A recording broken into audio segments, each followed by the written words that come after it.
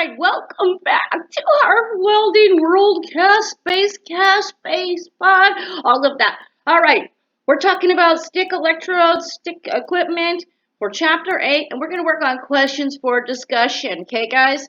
This is where if you have questions or unsure about how things are going, you need to ask. If you have questions, ask. If you're confused, ask. This is the time to ask it. This is where we're learning, okay, guys? So if you have problems, you're uncertain, I need your input here, okay? All right, so we're talking about questions that pertain to Chapter 8 and some of the equipment, okay?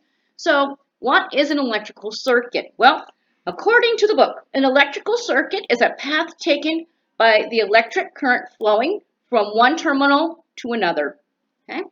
Pretty simple. So what path is it taking? So what is the difference between AC and DC? Okay, DC, or direct current, only flows in one direction. That means there's no change in the direction of the current flow.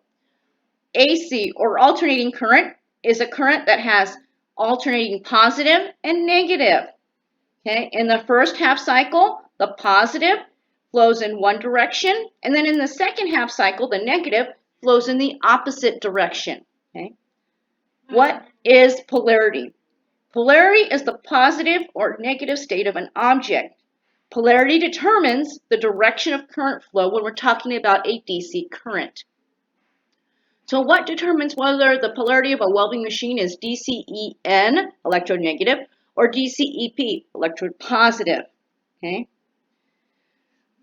Polarity is changed by connecting the electrode lead to either the positive or negative terminal. But how do we determine it? Well, it's determined by the what? The rod that we're using or the type of material, whether we set it to a positive or negative. What is voltage? This is important. This is on the test, guys. Please remember this.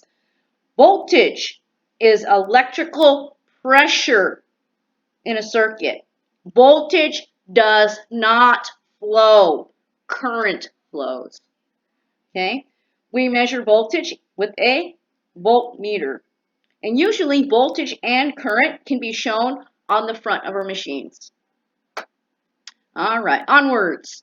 What effect does welding polarity have on where the heat is directed? Okay, so we're talking about electrode negative or electrode positive, okay? So polarity determines whether the current flows into our workpiece or away from our workpiece. What is voltage drop? And what kind of effects does it have on our current? Well, voltage drop is the voltage decrease across a component due to resistance of the flow of the current. So when there's too much of a drop, the welding machine can't supply enough current for welding. Did that make sense? All right. So what is meant by open circuit voltage and arc voltage? Well, open circuit voltage, the lights are on, but nobody's home. We're ready to weld. We have our plate. We have our ground. We have our stinger. Everything's on, but we haven't struck it yet. The lights are on, but nobody's home. Now, once we strike it, ching, arc voltage, or it's also called working voltage, is the voltage that's present when we strike and maintain the arc. Okay? What is meant by a constant current welding machine?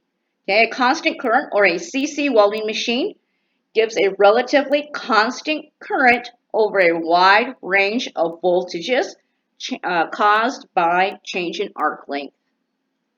What is a volt-amp curve? Well, a volt-amp curve is pretty much the chart and the relationship between the voltage and the amperage. What happens? Why is a transformer-rectifier often preferred for SMAW?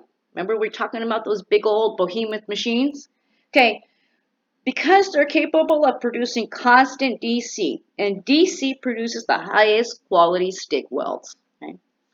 How are welding machines rated? You guys know? By what? Duty cycle. They're also rated according to their current and voltage output at 60% duty cycle. So, for example, 150 amps, 200 amps, 250, 300, etc. And the rating is the current output at the working terminal. So, i.e., duty cycle. So what is duty cycle? Duty cycle is the percentage of time during a specified period that a welding machine can be operated at its rated load without exceeding the temperature limits of the insulation on the component parts. This will be on the test, please remember. What are some of the requirements of an electrode holder? We're talking about the stinger, okay?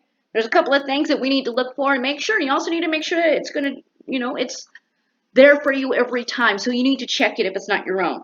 Okay, so we want to make sure it's light to make sure that we don't fatigue, that it doesn't heat up too rapidly, that it has enough insulation, that it is well balanced, that the jaws actually hold your electrode, and it's properly insulated. And there's one more, that it's rated for the capacity.